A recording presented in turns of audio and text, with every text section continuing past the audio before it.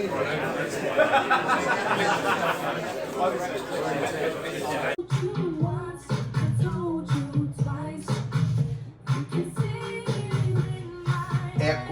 pare!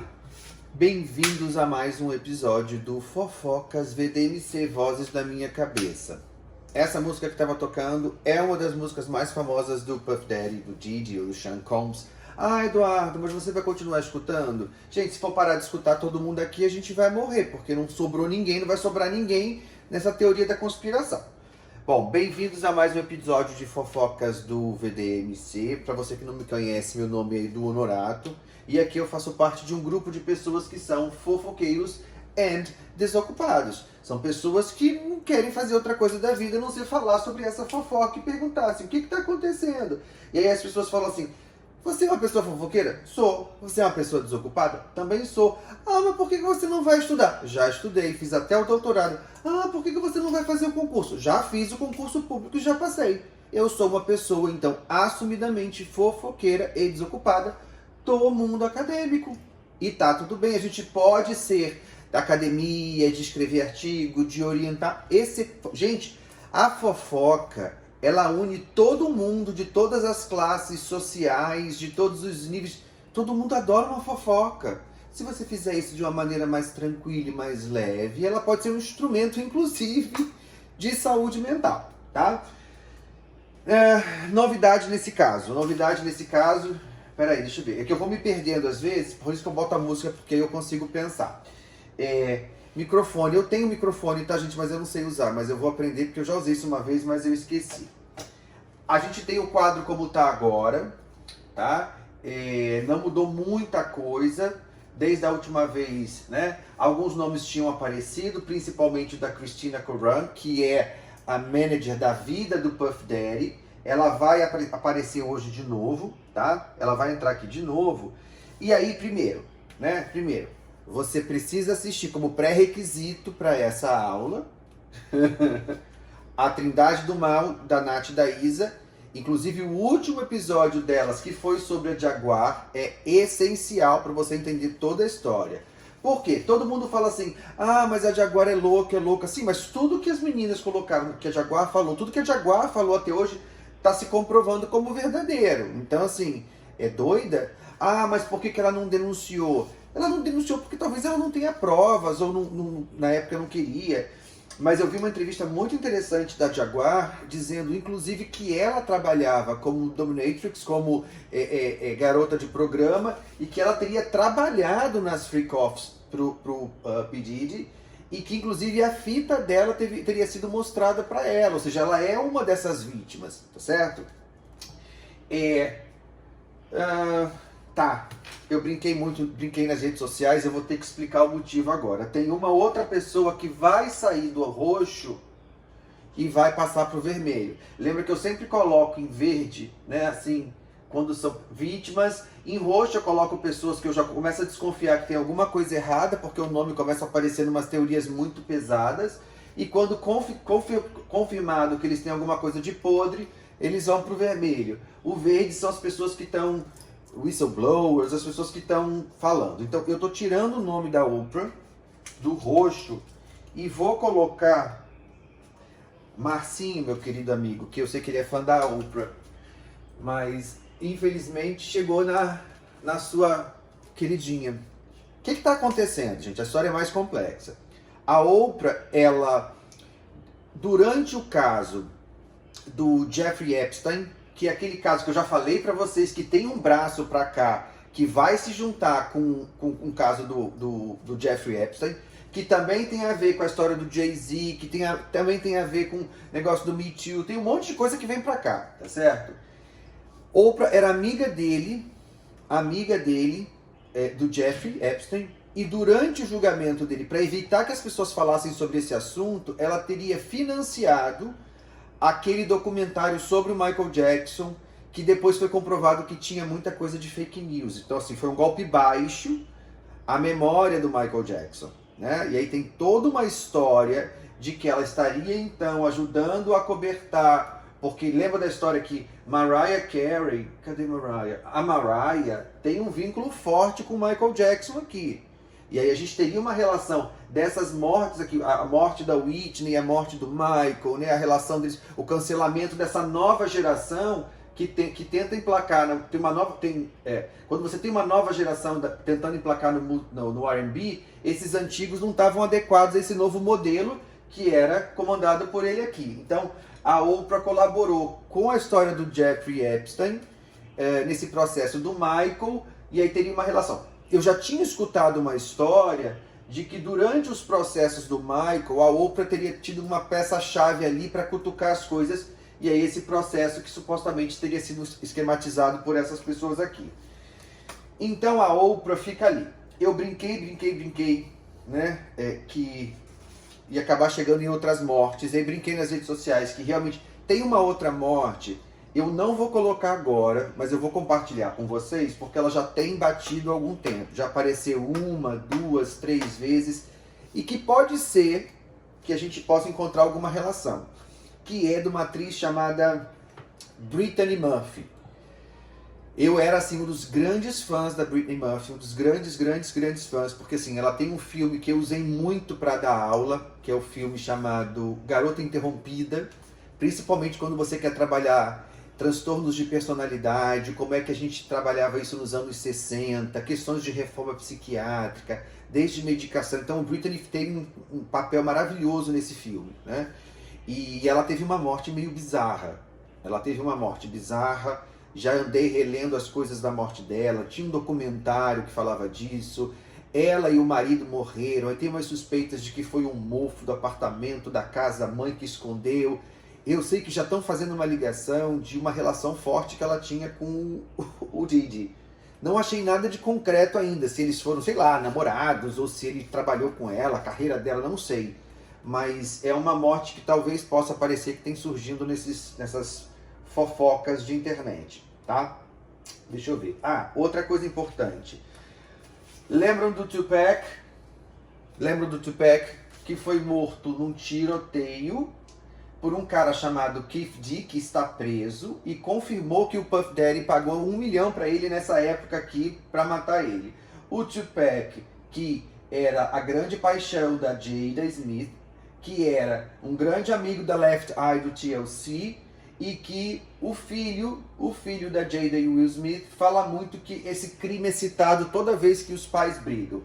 Os familiares dele parece que estão tentando reabrir o processo de investigação da morte dele, que é lá em 1900 e rosquinha com pipoca, tá? Tem um canal chamado Law and Crime, que a minha amiga Cris do Canadá me manda bastante, e aí tem um advogado que fez algumas declarações interessantes, mas que tem uma coisa importante que é o seguinte: essas 120 vítimas que estão com processo agora, são as 120 vítimas que os profissionais conseguiram escutar e acolheram quanto clientes porque tinham provas e dados para corroborar. Foi o que eu entendi do processo legal. E que, além disso, outras 3.285 vítimas já procuraram os escritórios, mas as histórias ainda estão sendo verificadas. Porque não é todo mundo chega lá, liga e fala assim: oi, também fui abusada pelo Puff Daddy, e entra num programa lá para entrar no pacote, né, de processo. Não, tem um processo legal que o advogado tem que coletar, tem que chamar as testemunhas, ver se ele tem informação suficiente para corroborar o caso. Então, assim, tem muito mais gente que vem agora.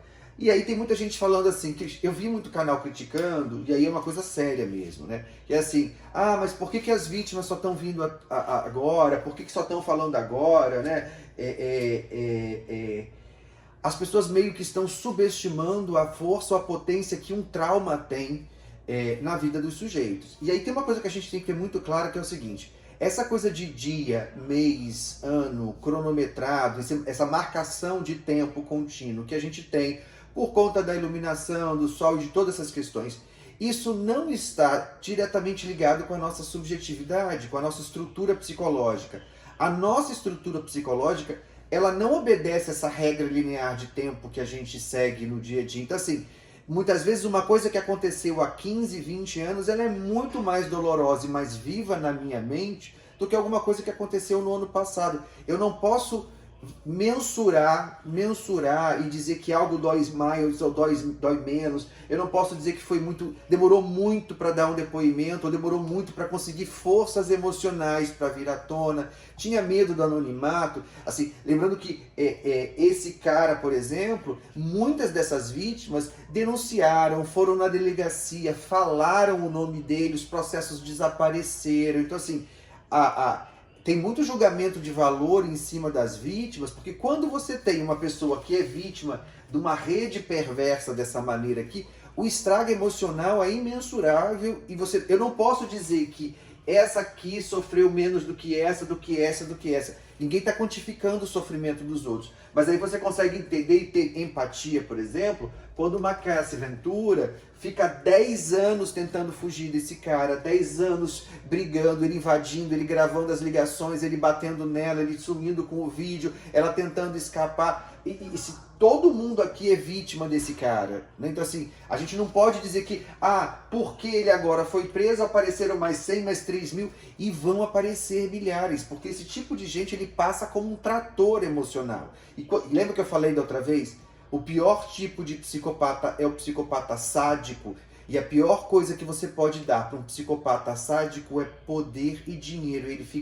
Ele é imparável. Eduardo, você está dizendo que o Didi é um psicopata sádico? Não, não estou dizendo. Estou dizendo que essas pessoas aqui estão envolvidas numa situação e que tem histórias sádicas e perversas. Se eles estão acusando ele disso, então é ele, né? Mas as histórias vão se encaixando, tá bom? Essa era a palestrinha para falar hoje. Deixa eu ver o que mais que tem. Tem mais coisa. Tá.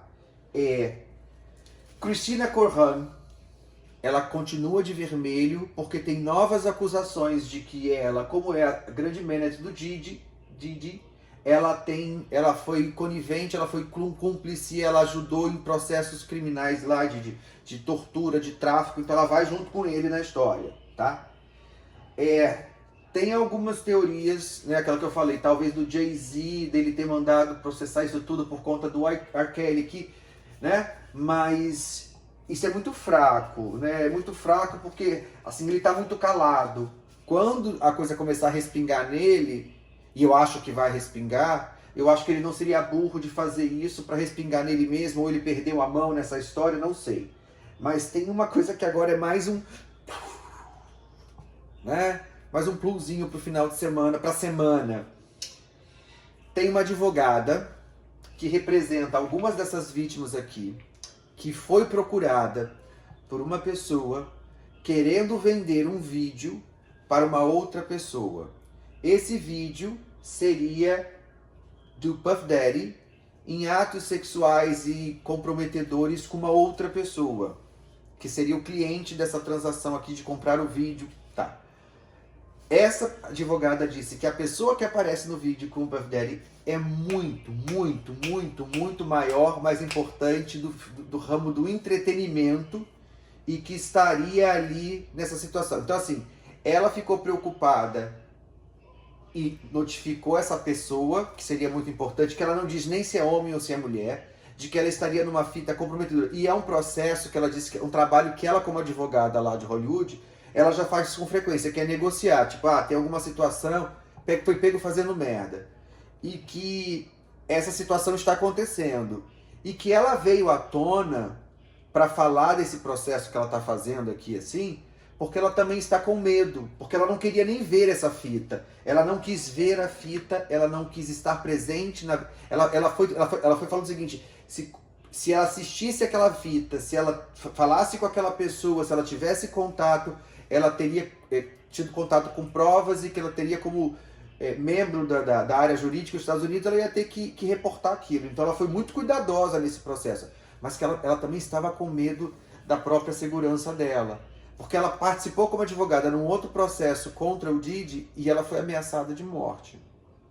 Então assim, tem mais gente grande escalonando nessa história, vai entrar alguém muito grande, que eu acho que cada vez mais vai se ligar. Eu depois acho que vou ter que fazer um quadro pro Jeffrey Epstein, porque as histórias estão se cruzando. Cada vez mais ele sobe aqui, mas vai aparecer mais gente e a gente vai ter atores e empresas muito grandes caindo, Sabe o que parece isso daqui? Na minha cabeça funciona tipo conjuntos. E porque como é que eu vou fazendo a separação por cores?